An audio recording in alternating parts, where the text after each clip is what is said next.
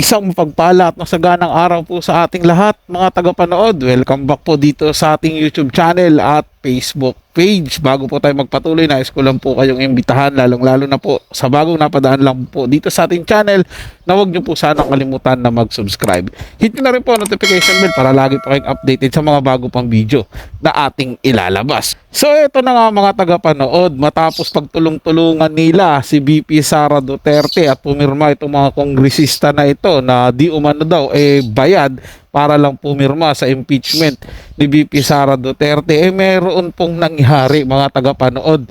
Parang biglang may balik po, biglang may ganti po si VP Sara Duterte. Ito na po yata yung tinatawag na VP Sara Duterte effects, na pagka binato mo ng sabihin na natin dungis, babalikan ka ng sobra-sobra pang dungis. At isa nga dito sa mga pumirma na representative mga tagapanood, itong si Representative Garin, na alam nyo naman po ito ay naging tao ni Pinoy sa kanyang administration. Kung hindi po ako nagkakamali mga tagapanood, o comment nyo na lang din po sa ating comment section kung mali po ako sa posisyon ni Garin. Alam ko po parang nasa DOH siya, secretary o undersecretary po ng DOH sa panahon po ni Pangulong Noynoy Aquino. So ngayon mga tagapanood, dahil sa ginawa niyang pagpirma para sa impeachment ni VP Sara, nabalikan po siya, naungkat po yung mga kaso niya noon, at ngayon kakasuhan po siya mga tagapanood. Napakabilis po talaga ng karma. At yung video po nagagawa natin ng reaction, nanggaling po ito sa channel ni Showbiz Fanatics. Nasa description po yung link na kanyang channel, bisitahin lang po at pakisubscribe na rin. Kaya naman simulan na natin mga tagapanood ang ating reaction video sa araw na ito. Tunay na ang lahat ay may kabayaran matapos manguna sa pagpapapirma para ma-impeach ng tuluyan si VP Sara, Iloilo Congresswoman Janet Garin tuluyan na rin raw kinarma. Tila may ganti raw talaga ang lahat ng ginagawa mong mali sa tao, dahil ang lahat ng ito babalik sa'yo. Kung ang iba ay binoykot ng mga botante, ang kongresistang si Janet Garin tuluyan ang kinasuhan sa korte. Ito ang nakakagimbal na balitang ibinahagi ng Public Attorney's Office, kung saan muli nilang kinasuhan ng 4 na criminal charge ang Congresswoman at dating Health Secretary na si Janet Garin, matapos ang pagkaka-involved nito at pagkakapatay ng ilang mga batang tinurok kanila ng nakamamatay na bakuna ng Dengvaxia.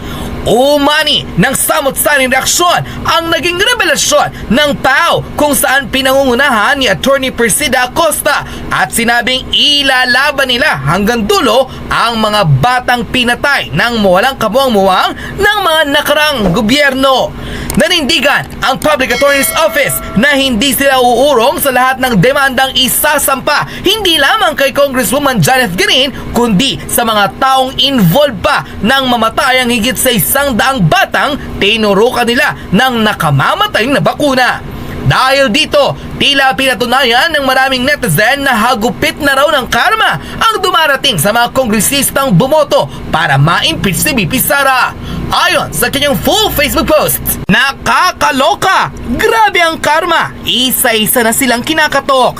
Grabe ang epekto ng ginawa nila kay Sara. Mukhang nakaihilera na ang mga hahagupitin ng karma. Nung una, si Congressman Suan. Sumunod, si Congressman Cagas, yung binato ng tae ang gate ng bahay. Pangatlo, yung Congressman Adjong, yung itinakwil na ng Bangsamoro Tribe. Pang-apat, yung Congresswoman ng Caloocan, na kesyo ginawa lang daw pumirma dahil sa ayuda. Now, it's Janet Garin's turn to taste her karma. Bukod sa galit ng mga Ilonggo sa kanya dahil sa ginawa niya kay VP Sara, at siya pa ang nangalap ng pirma, siya na ang mananagot ngayon, hindi lang sa mga botante, kundi lalo na sa mga magulang ng batang namatay dahil sa tinunot niyang Dengvaxia. Hindi talaga natutulog ang Diyos at isa-isa na silang sinisingil sa kasamaan nila. Sa mga hindi nakakaalam, after iatras ng DOJ ang kaso kay Garin, kinasuhan na siya ulit. Hindi lang ng mga magulang, pati ang Public Attorney's Office, ang tumatayong legal counsel ng mga biktima ng Dengvaxia. Di ba ang bilis ng karma? Last week lang inatras. Ngayon, multiple case pa ang isinampa sa'yo. Ganyan kasagad ang galit ng tao sa Congresswoman ng Iloilo. You will pay Janeth Garin hindi lang sa taong bayan dahil sa pagpabor mong ma-impeach si VP Sara, kundi lalo na sa mga biktima ng bakunang itinurok mo sa walang kamuwang-muwang na mga bata at ang makakaharap mo pa si Attorney Persida Acosta. Kaya, humanda ka na. Unquote. So yun pala mga tagapanood, secretary naman pala siya ng Department of Health. Ito nga po yung sinasabi ko noon mga tagapanood, may kaso talaga to dahil dun sa Dingbasya. Ang dami pong namatay ng mga bata dun Baby pa yung bunso ko noon mga tagapanood. Pero hindi talaga ako pumayag na turukan dahil sinasabi nga dati required nga daw pero hindi talaga ako pumayag dahil sa sobrang dami nang namatay mga tagapanood. Buti naman ngayon, kala ko talaga kung nakalimutan na ng korte yung kaso para dito Yan. Giluin mo mga tagapanood kung sino pa yung may mga kaso Kung sino pa yung mga kaso na totoong may kaso at katiwalian mga tagapanood. Sila pa yung nangunguna na pumirma para sa impeachment ng isang matinong politiko na kagaya ni VP Sara Duterte. Isa na dyan si Castro mga tagapanood. Convicted po yan, child abuse at pagdukot sa mga kabataang lumad doon sa Mindanao. Pero hindi ko nga alam ba't naging kongresista Tapos ito, may kaso rin doon sa Dingbasya. Pero naging kongresista rin. Diba? Nakakalula yung sistema ng politika dito sa Pilipinas mga tagapanood na kung sino pa yung may mga kaso, sila pa yung nasa posisyon. Tapos yung mga matitino, sila pa yung gustong alisin sa pwesto. Kakaiba talaga mga tagapanood. At buti na lang talaga meron tayong tinatawag na karma. So napakabilis mga tagapanood, kababawi lang pala 1 week ago. Tapos ngayon, dahil sa ginawa niya, naungkat na naman po at hindi lang isang kaso, multiple na kaso pa mga tagapanood. Siguro isinulong talaga ng mga magulang, ituloy natin yung kaso. Kabayaran niya yan sa pagtataksil niya kay VP Sara Duterte. Isa pa naman din siyang Bisaya, Ilonggo siya, 'di ba? Tapos pinagtaksilan niya yung kapwa niya Bisaya na si VP Sara Duterte at isa pa siya sa nanguna na pumirma para sa impeachment ng ating vice presidente. Kaya naman saludo sa iyo, Attorney Acosta. Ituloy niyo po yung kaso dito kay kay Representative Garin, Janet Garin, para naman para naman magkaroon ng hustisya yung mga batang namatay dahil sa kagagawa nito noon sa kanyang palpak na pamumuno sa kagawaran ng kalusugan. So tuloy pa natin to mga tagapanood. Narito at panoorin ang buong detalyadong balita kung saan matapos pagtulungan si VP Sara at manguna pa sa pagpapapirma para mapatalsik ito sa pwesto, Congresswoman ng Iloilo na si Janeth Garin, karmay sa kanya'y humahagapit na rin. Public Attorney's Office, kinasuhan ang representative ng Iloilo ng 4 na bagong kaso patungkol sa mga biktima nito ng Dengvaxia vaccine. Viral video kung saan mga magulang galit na galit at nag-iiyak nang hindi panagutan ng kongresista ang kanyang kasalanan, muling nag-viral. Panoorin ang full video. Ilagay niyo yung anak niyo!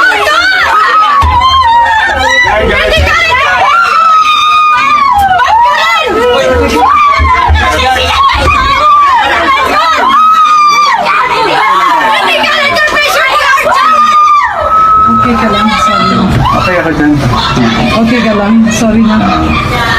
Kaya sabi ko na may tayo. Ma'am, of course, I'm sure you were already heard. Bakit kayo sinisisi rito sa impeachment? Nagulat nga ako sa lahat ba naman ng tao. Bakit ako ang Talaga, Garen? Ang unang-una, ang akusasyon na ito ni Congressman Pulong Duterte ay medyo malisyoso. Wow. At I believe, siguro hindi naman sa kanya yung personal yung malisya. Pero ang nakakapagtaka lang dito is yung unang tanong ko, sino ang nagbigay sa kanya ng maling informasyon? Wow. Dapat ipatawag na yan, pangalanan niya, and ask him or her a proof. Wow. Pangalawa, Yes, ma'am. it's a reflection of his office. Kasi, kung ganyan na napaka-basic na information ay magpapaniwala ka na ang statement yata doon ay ako daw ang nag-gather ng signatures at parang ayan, I'm just reviewing his statement. It says sorry, hindi ko pala yung statement niya is actually saying na he's enraged by the sinister maneuvering, no? So, unang-una, ang katanungan ko, sino ang nag-report sa kanya ng maling report? Because more than 100 congressmen were there in that consultation. I was not even one of those who stood up.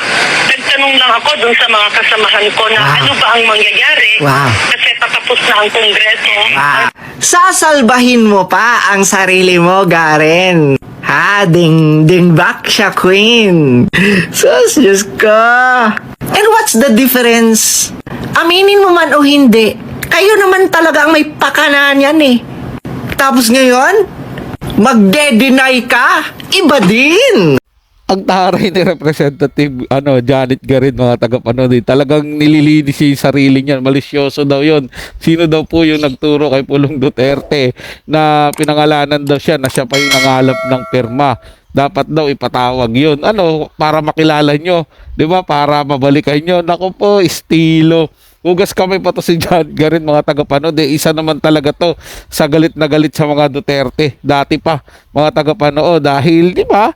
Ito yung, ito yung mga kampo ng mga dilawan, mga tagapanood. Nagalit po talaga sa mga Duterte. At ngayon, sige, ito, balikan natin siya, mga tagapanood, di ba?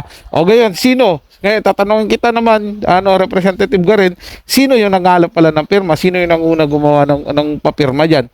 Kung hindi ikaw yung kumausap sa mga kasamahan mo, o sabihin na natin na utusan ka, sino naman nag-utos sa'yo? O kung hindi ikaw, sino nga po talaga? Di po ba, mga tagapanood? Wala rin naman siya sinasabi. Gusto niya magtanong kung sino yung taong nagbigay ng impormasyon doon kay Pulong Duterte kung bakit nalaman yung kalokohan niya sa Kongreso. Pero, di ba, mga tagapanood? Pero ayaw niya rin naman magsalita kung sino yung utak nila. Hindi po ba, mga tagapanood? Gusto niyan makakuha ng info, ayaw niya magbigay ng info. Dapat bigayan kayo, mga tagapanood, di ba? Takot din eh. Siyempre, representative din yan, si Pulong Duterte. Magkasama kayo dyan sa Congress. Di ba? Maraming ding galamayan. Minamaliit mo masyado yung tao, Janet Garin. Kung tutuusin, mas malawak ang connection yan kumpara sa'yo. Ikaw, pumapatay ng bata. Ayan, tumutulong sa mga bata. Di ba, mga tagapanood? Kaya, humanda ka na lang talaga, Janet Garin, sa karma mo. Huwag mo nang linisin yung pagkatao mo dahil sirang-sira ka na eh. Harapin mo na lang yung magiging kaso sa'yo. Di ba, mga tagapanood? At yun, panagutan mo kung ano yung ginawa mo sa mga bata dahil sa dingbasya mo, dingbasya queen. So yun lang po, mga tagapanood. Nagustuhan nyo po yung ating talakayan sa araw na to. At kung kayo bago lang po na napadaan dito sa ating channel, huwag nyo po sanang kalimutan na mag-subscribe. Hit nyo na rin po notification bell para lagi po kayong updated sa mga bago pang video na ating ilalabas. Share, like, and comment din po kayo, mga tagapanood. Atin yung babasahin at pupusuan. So hanggang sa muli po, ito yung Tagapanood TV. Komento at opinion lamang, wala pong personalan. Paalam po at mabuhay po kayong lahat.